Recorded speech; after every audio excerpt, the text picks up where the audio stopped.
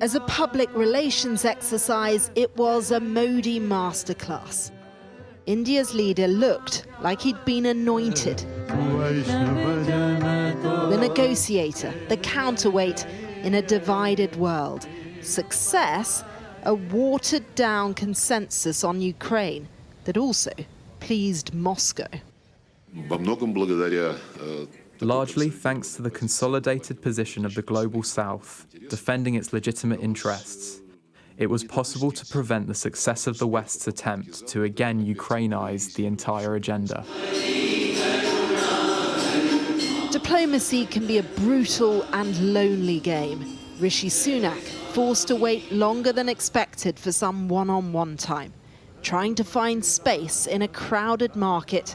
With no trade deal, he focused on what they could agree on.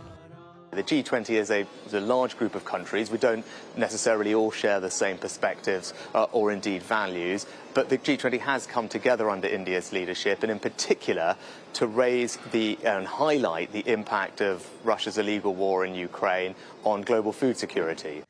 But Joe Biden arguably got the most face time, trying to cement economic ties with India, while Vladimir Putin and Xi Jinping were out of the picture. We have an opportunity to strengthen alliances around the world to maintain stability. That's what this trip was all about. Having India cooperate much more with the United States, be closer to the United States, it's not about containing China. It's about having a stable base. But it was a new member that perhaps provided the biggest development. The African Union joining, India pushing to get the Global South heard.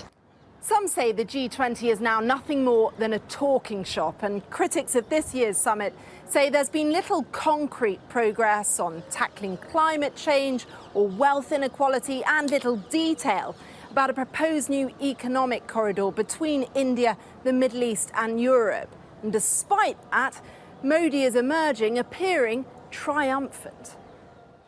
The baton has now passed, though, and Brazil's president is already saying Vladimir Putin can attend next year without fear of arrest.